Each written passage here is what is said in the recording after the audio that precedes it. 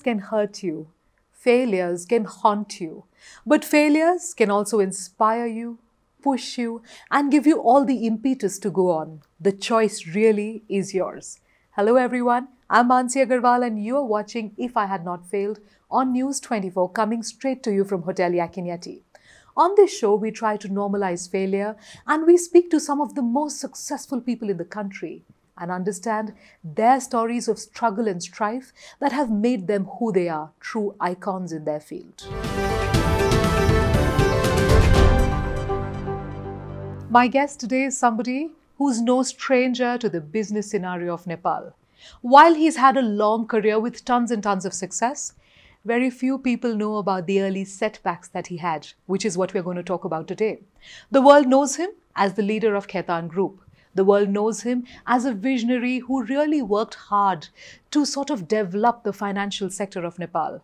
The world knows him as somebody who's worked in tandem with the government, represented the country on many occasions, and also has been the vice president of the FNCCI.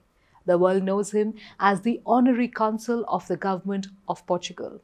The world also knows him as a man who's won many prestigious awards, the most recent of them being the Suprabal Jan Seva conferred by the President of Nepal.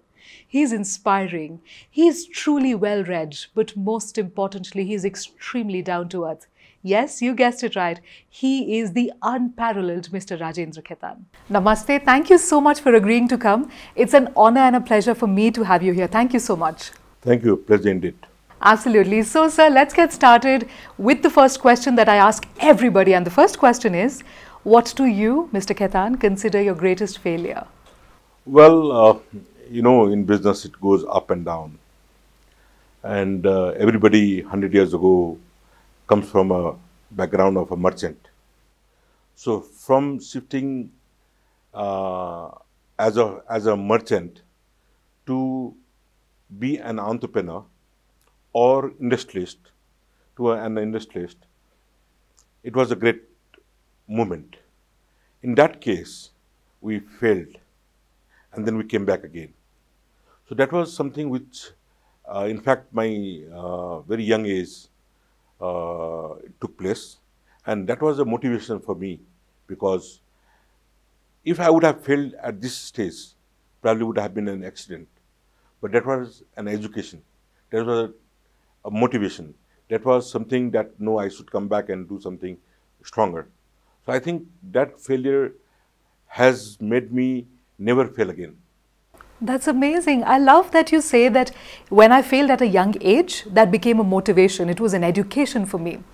And now if you would have failed, because of course of the experience that you have, it would be considered to be an accident. Now my question to you is, what do you consider to be the differences between the merchant mindset and the industrialist mindset? Oh, it's a completely different. It's like a professor and an academician.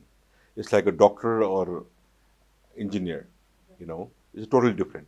Merchant is somebody who just takes care of demand and supply at the grassroots. Industrialist is something which has to foresee that can I sustain down the line 5 years, 7 years, 10 years, number one. Number two, can they be of supply constantly into the market to meet the demand? And how the component cost helps them out to be productive. If the component within the production doesn't meet, then he cannot be industrialist. So her main trouble is to see that cost effectiveness is there, and then they can supply. But merchant, okay, today they get 100 pieces, they sell. If they don't sell, they send it back, get another goods. So it's an overnight thing. So these are completely two different parts of the world. I also feel when I hear you that an industrialist is more invested and more married to what he does. There's just so much more that's happening. Correct. Because there are so many more things to take Correct. care of. From grassroots. Absolutely. The moment you dig your grass right. to start a factory, up to you reach to the supply chain. Okay. But a merchant, you get the goods today, if you don't sell it, return it back, do something else tomorrow. And my question to you is, at what age did you learn this? Did this failure or this education, so to say, at what age of your life did this come in? Well, I started working when I was 15 because my grandfather had a strong myopia. And my father was in a different business, and he was also not a very good health, with a very good health. Hence, I had to support them. They needed my support. And traditionally, definitely, you be part of what your parents are doing, your grandparents are doing. And hence, the same time we all failed. For them, it was a sort of a medias thing. For me, it was like education. Now, this is my last stop of the university. And now, I don't want to fail. And since then, I tell you, I have never looked back. That's amazing when you say it like that, because I'm imagining a young child. When I think of you at the age of 15 or 17 or whatever, I think of a little child that's half my age. And for a person to have that kind of confidence, that kind of foresight is truly, truly amazing. And I want to add one point here. Sure. I mean, when I started business as a merchant or as a deemed banker, I was 15. And suddenly, when I was 18, 17, 18, 19, the first commercial bank of Nepal started. And we 4 families, 3 business houses other than us. So we 4 together came up and started a business of doing a bank, professional banking, commercial banking, banking that is regulated, banking that is a global bank. Right. Now, can you imagine a merchant who is halfway to its starting phase, not even started the phase, suddenly owes a bank, becomes a partner to a bank, then waiting for his age of 21 to become a board member, because that is a limitation. Can you imagine from one extreme as a merchant to the other extreme to the global world? I was exposed to that the very first day. See, and 21 years of age, I became the promoter director of a bank. You see, and then we all together dealt with creating software. Those days softwares were very negligible, hiring people, dealing with money. And bank, you are not a owner of a bank. You are trustee of people's money. Okay? But loan you give is your responsibility. So you are giving money of others at your risk, collect it back and pay to the depositor as a trustee. So it was a very technical thing, driven by a software, starting a very lavish office, you see. So that opened up my mind. And parallelly, simultaneously with a Scandinavian country, we are having a joint venture over a beverage industry. And the way they work, our tables will be like complicated, sophisticated. They just have 4 legs Right. and a small plate on it. Right. And that's the table, Right. you see. No money give and take by hand, you see, all by through bank. So when I was 16, 17, 18, 19, 20, 21, 22, by 22, 23, I learned all these things. And since then, it was very easy for me to go forward, learning all these things and motivate myself to go ahead, to move ahead, to scale up ahead, to excel ahead, and never sit back, as I said earlier. That's amazing, because I also love that you sort of learned very hands-on, on the job. As you went along, you kept on Yes, learning new indeed. things every day. At that point, what was most difficult for you to learn? The way that the people worked in Scandinavian countries because of their regulations, or the way people in Nepal needed to sort of adapt that? Which was more difficult for you, to adapt to that or to get people here to adapt? To adapt to a sophisticated, very clean system is not bad, not difficult. You understand very easily. But to convert that into a bureaucratic country of red tapeism, country where money speaks, money without bribe or without money you can't get things done, it is very painful and difficult. And then that started our failure, because nobody was cooperating and they were not ready to compromise. So we had to deal with this, convince people, compromise with the people, get work done, and then the fail started. So while we failed, then we geared up again and then came back again. That's amazing. So now I'm going to talk to you about the failure specifically, right? If you would not have failed at that point, what would be different about your life right now? Well, probably I would have failed today, I would have failed yesterday, and I'll be failing tomorrow. But that made me know risks to my appetite. Risks I can sustain. Risks I can adapt. Risks not at the cost of my pocket, my business, my name, my group's image. No. So that was something which gave me, and then I've been following that. Amazing to hear that. You talk about not at the cost of my business, not at the Correct. cost of the people that I'm supporting as well. Correct. Because a very big responsibility of any entrepreneur is that. Indeed, indeed. Absolutely. So tell me this, when you realized you had failed or you were not sort of being able to get everybody on board and get this entire bank started off in the way you wanted and the whole industrialization that you were trying to look into, how did that make you feel at that age? Do you Well, remember? definitely from a merchant class, from a deemed banker, doing money business into your small shops, suddenly you see a different world, a world that has proven, that has promised, that can go to any global market. You deal with people with a tie. You deal with people who decide things at instant, you know. That made something, a big, big, big change. And then adapting that was also important because a lot of people cannot adapt that. Some people need quick money. Some people need money that is sort of a convertible. But they told us that this is for lifetime. This is for your future. This is not for you, for your generation. This is for the country and you together to grow in time to come.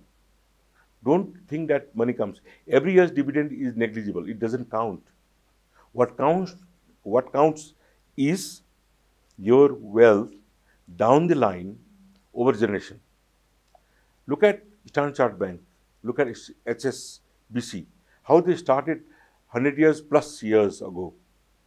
Today, the whole bank that time values 1% or 0.1% today is equal. Right, of course. What it valued that time, The total growth, right. values 0.1% probably today. Okay, so look at that. So they changed our prospect. They changed the way we look at the things, and it was good because the freedom was there. Market economy was changing. Nepal was becoming a member of the GATT, and then we converted into WTO. Technology started. Wallet was becoming bankable, and now bankable has become digital. So 3 phases. Okay.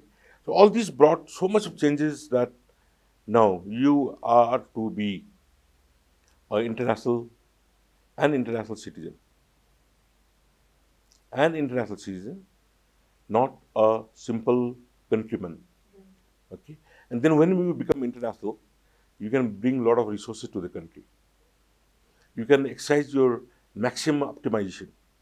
You can create a lot of wealth and employment, development to the country, taxation, and growth, overall growth. And I think that's the way where we are today. So when you were, let's say, between the age of 15 and 21, 22, you were suddenly exposed to this absolute new world Correct. that you had never seen. Correct. Of course, I also think for a child, anything would be very fascinating at that point. But at that point, to fail, did it pull you back or did it push you forward? Because failure generally, for a lot of people of that age, would possibly scare them off. I've tried this and it's probably not what I should be doing. Maybe I should get back into studies or become an engineer or whatever else, like a backup plan. Not at all. It was depressing. Okay. It was time frame we should come back. We should jump back. It was a process of certain years to re-engineer what we were doing, where we failed, and where we need to reach. Okay, you need to diversify portfolio because the market is small, market is moderate. The market was not grown in those days. Hence, it took some time, and not a simple time, not a time of a year or so. Minimum 5 to 7 years. Okay, and probably I would call it 1 decade. 1 decade. So having a pain for that time is your university degree for your lifetime. And this is where we came up, never thought of going back, thought of managing what we had, we should come back from the pain and jump out of it. That's amazing. You spoke about those 10 years of pain, that decade of pain as a university degree for a lifetime. Who supported you then? Well, myself, because my father had a different opinion. He thought that no, traditionally, if we go together like this, we'll come back. But I didn't agree. And there were some people, honest people, working in the family with my father, who could not speak in front of my father. He used to guide me that no, this is probably a wrong direction, and you should go like this. That was also a support. But basically, it was my gel, my excel, my so far, what do you call it? Today's, thinking out of the box that masked what I should be doing, and that helped. That's amazing. In fact, when I just heard you say that, okay, out of the 30 organizations or the 30 companies that we have, let's focus on 4 or 5 or whatever it is, it was actually the most profound example of Pareto's principle, that we study about. It is about the 80-20 rule. 80% of the businesses will give you only 20% of the profits, and 20 will give you 80%. So you focus on that and keep on optimizing for that. That was amazing. Now, here's my point. For a young child to get this confidence, to be able to stand up not just in front of society and say that this is what he wants to do, but also in front of his own family, his father, who possibly wasn't always very supportive, where did you get that confidence? Inherent. My grandfather was a strong man. My father was a strong man, though principles were different. Way of doing business was different. Academic backgrounds were different. The circle were different. The merchants they dealt and the professionals I dealt were different. And it wasn't that my father didn't know the European and Scandinavian culture of doing business. He knew.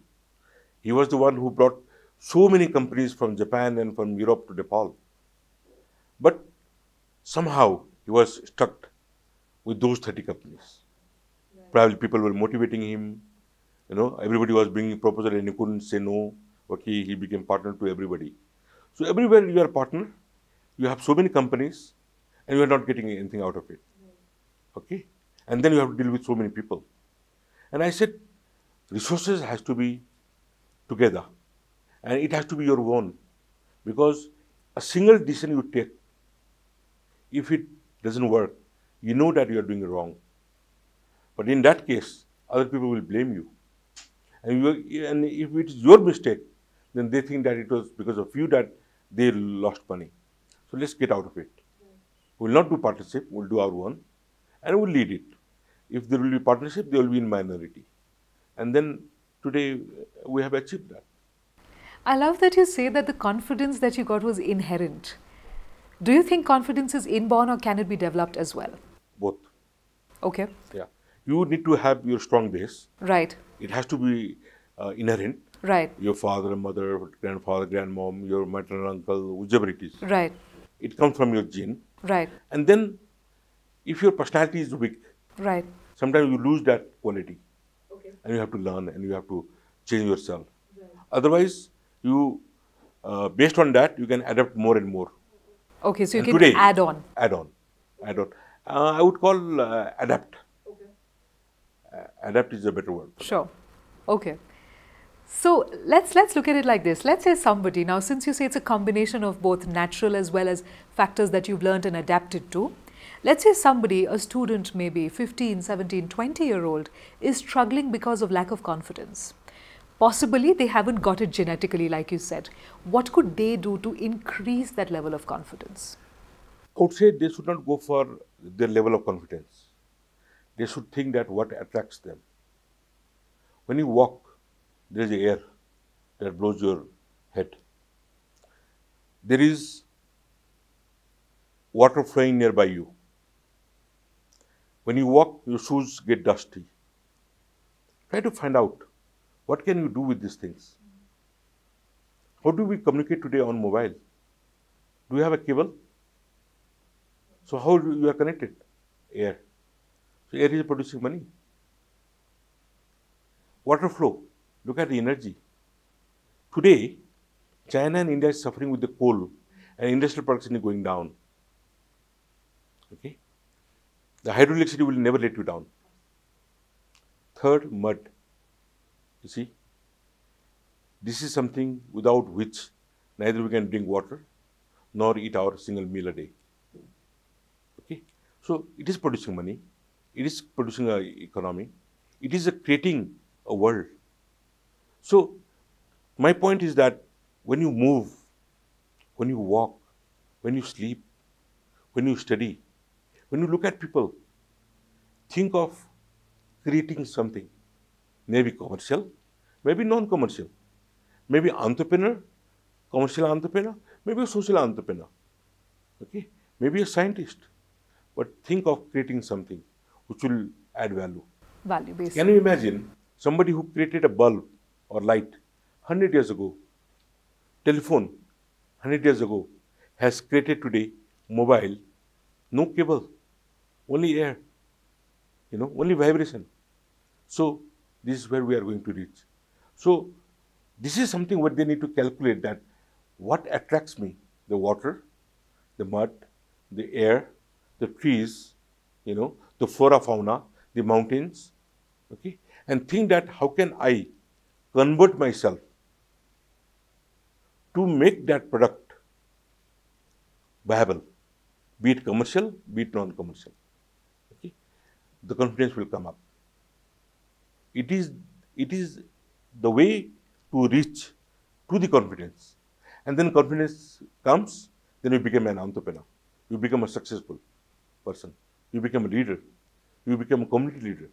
You become a global leader. So that's the way. So basically it is by finding out what attracts you and trying to add value to that. To convert yourself. To convert yourself and to be able to add value to the world. Definitely. But add value, everybody is doing it. Right. I would call it creativity. You have to create something. Okay. If you have a hanky in your pocket, try to think that how can you add some value on that, as a create something, create a value on that, so that that hanky is a multi-purpose. Right. So probably, if you ask me, I would make it such a fabric that you can clean your lens. Okay. You can clean your mobile. Okay. Okay. And you can use it as a hanky. Right. And you can use it as a decor. Right. Why not? Of course. So that's a different way of thinking, out of the way of thinking. And this is something what attracts me, or what one would be attracted. And then that can be converted into commercial terms, be it for money purpose, be it for development purpose. Great, amazing. I like that you talk about multi-purpose, because so much of the world is going towards sustainability these days, and it's the call and the need of the day to be able to do that. That's amazing. My next question to you is, so let's go back again to your childhood, because that's what we're talking about, to this whole failure, this phase that you had. What was your mindset? I understand you felt confident from within. I understand you not only had the confidence to stand up for yourself, but to strongly express yourself as well. How did you keep on talking to yourself? Do you talk to yourself? Do you keep on? A lot. Yeah. What are some of the things you say to you? Well, my habit from childhood is like before sleep, probably I will spend 2 hours with me. I take my favorite drink, which is obviously non-alcoholic. I need peace. I need some instrumental music by my side, and I don't want any disturbances. I want to talk to me. I want to talk to my shadow. I want to talk to my Ruh. I want to talk to my mind. And while talking, you argue. You negotiate. You float ideas, and then that is stopped by your own self. And then after discussing a lot, you come to a conclusion. Sometimes you get options, 1, 2, 3. But at least from 100 things, you come down to 10, come down to 3, and choose 1 or 2 or 3. That's the way. And from childhood, it was my habit. So even my mom tells me that we overthink sometimes, But that is something which helped me to excel. For example, today when I move around, lot of people will say me so many things. So what I do is that the moment I get my time, I'll keep it a note on my mobile. So in mobile, I don't use other apps. I have another mobile. So I'll send a WhatsApp to my another mobile with the points. So in case it is deleted or it goes off, then I have a record there. Okay. Then before sleeping, I will plus minus it. So this work is done, this has to be done. And this will keep on my record until that is clean up and it gets added. You see? So that list of work which I have to do, I never fail. Suppose somebody says me that you send me this document. Okay, I'm on a move. So I'll note it down and that has to happen by tomorrow. The other thing is that before sleep, try to not keep anything pending for tomorrow because nobody has seen tomorrow. Okay? And every sun brings a new day, new sunshine. And you never know, you will see that sunshine or not. So before that, before people claim that you kept things pending, you sleep clearing your pending things. So for example, I have to pay somebody tomorrow. I have to send some replies tomorrow. I'll complete in those 2 hours also. Okay. So by the time tomorrow, I'm a clean man. Okay. Then I get ready, I start my day, things get accumulated, evening I clear it up. So if I get sick, if I get suppose out of the way, suppose I'm off my mind, suppose I had to travel emergency, my checks are ready, my replies has gone, and once the ball goes into your court, it will bounce back. So a reply will come, and then when I'm back to track, then I'll continue with that flow. You see? So at least the vibration is taking place. The digitized vibration is taking place. Movements are taking place.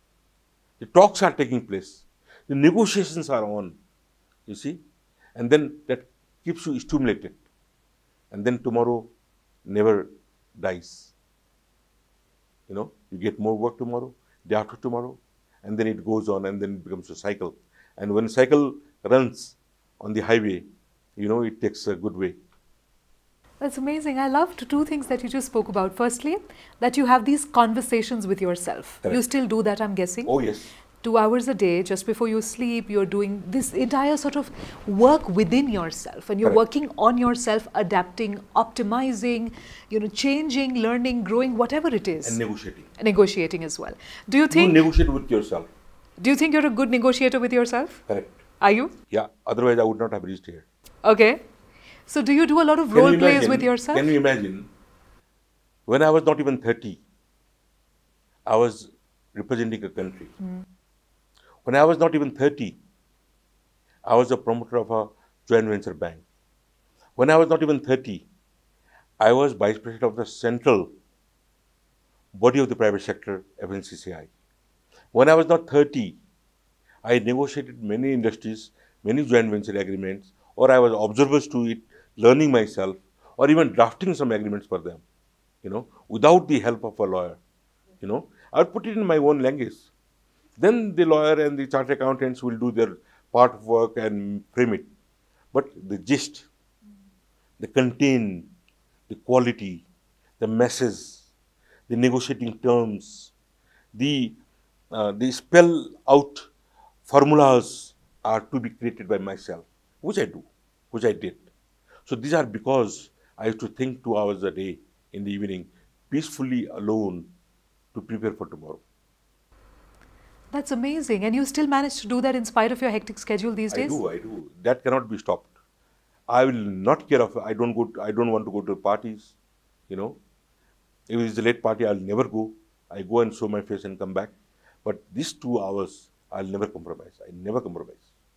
I love also that you speak about two things in those 2 hours. Firstly, about this conversation and negotiations and communication with yourself, where you accept and reject ideas as well. You figure out what's important, your priorities and everything. And I also like that you have this very practical, implementable kind of a step where you don't leave anything for the next day. Correct. And you sort of try and finish off as much as you can on the same day itself.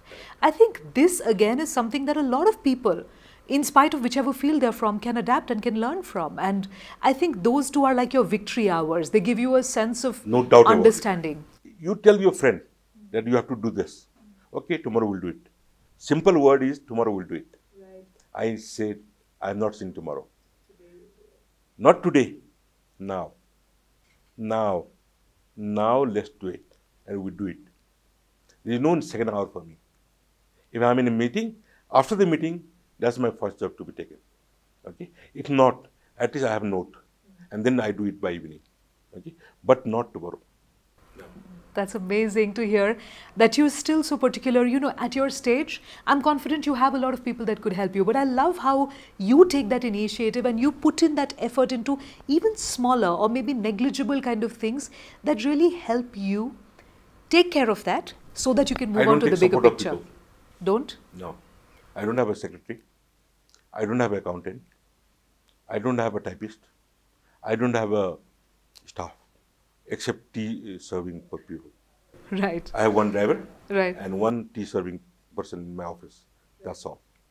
So not because when you communicate, things reaches to you becomes half. Right. Let me be contacted directly. Let me be approached directly, so I understand what it means and I solve it. I do it. You know, if it comes through somebody, then again I have to recap, and my time is lapsed. So my multiplication of working is other will do in 6 hours, I'll do in 3 hours. Other will do in 2 days, I'll do in 3 hours. So that is another impact which I have given to my life. I can actually vouch for this because I've contacted you in the past for some work at the embassy, and I remember you directly got back in touch with me, and not once, a couple of times we've had these conversations, and you've always been so forthcoming and so helpful about it. So I completely agree with that. And I love that you have a completely different way of looking at things, because you're talking about the time that's lost in translation, the time that goes in all of that, and that's a vital point. And also, you lose the communication. Right. Points could be lost and misunderstandings and all. And then you are losing time. Absolutely. Absolutely. So, we're coming towards the end of this, and now I want to ask you my second last question, and that is, if somebody wants to change the way and scale their business up, since this conversation has been a lot about entrepreneurship and business, what are the top 3 things they can do personally? We're not talking about with the government and all of that, personally, like you talk a lot about working on yourself. But what are the top 3 things that you can do personally to be able to scale your business? Number 1. Minimize the cost. Okay. Number 2, optimize the volume. Okay. Number 3, credibility. Okay. Which one is the most important? The cost. Cost. And that's why you started with that. Yeah. Okay, great. That's amazing. And I like how fast you came up with those points. You know, today's buzzword for the global world is WTO. How many letters it has? WTO. 3. How many letters? 3 letters? 3. 3 things here. Very simple. Right. Great. Okay, and my final question to you, sir, is this. If somebody is struggling with failure, like you did when you were much younger, what one message would you like to give them? Because this show has been created to normalize failure. Today we see far too many people in the world who are like, oh my God, I failed grade 12 exam, my life is over. You know, or I started this business and it did not work out well. What am I going to do with the rest of my life?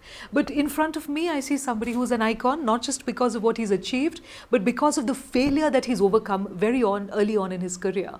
So I would like to ask you, straight from you, what message would you like to give somebody who's going through failure? Tesla, when died, he probably thought that he is a failure. Right. Today, the world is lightened because of his ideology. Right. And he never knew that. And today we don't know if he knows. His spirit knows. He's born back. We never know. Simple answer is that the future is bright. The opportunities are much than what you think. Failure is just one step. A single step of your staircase. You know, you go one up, you may have to come back 2. But the way ahead is long and you will reach there. Because staircase is made to reach there. It's not to go back. This is a simple answer. Very simple answer. We'll reach there. Everybody will reach there. You have to be promising. I think on that note, on that very profound 3 words, we'll reach there. I think on that note, I'd like to conclude this. Thank you so much, sir. You have been absolutely profound in the way you've discussed so many strategies, ideas, and thoughts. And I feel like I have gained a lot of simple, practical things that I can implement in my life. And to me, that is the victory of today's conversation. Thank you so much for being wonderful. Sure. Last point. Sure. While doing all those, when you are a failure, when you are successful, don't leave your ground. Be a good human. Be a good citizen. Be it of your country, be a global citizen. When you lose humanity, and when you come with the ego and class difference, then the failure starts. You have to be first human, and don't lose that. Wonderful. I think there's just so much to take away from this conversation, and I'm confident that all our audience members are going to watch this and introspect and think. And that really is the idea of the show, to make people think, to make people realize that failure is just a part and just one rung in the staircase. One step in the staircase. Long staircase, right. One step.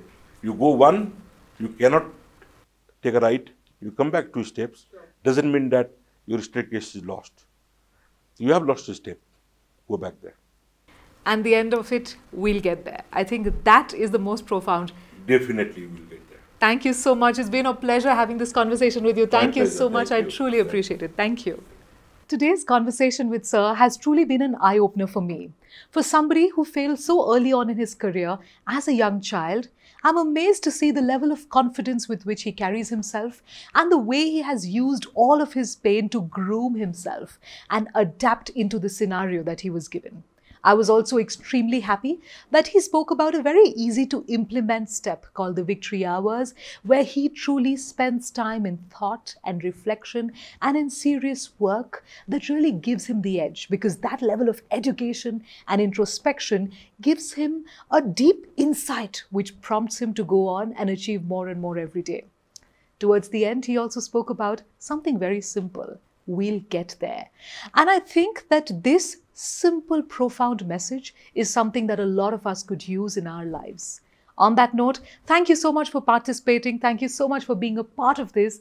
And I hope to see you again next week with another show. But until then, remember what Mr. Khetan just said. We'll get there.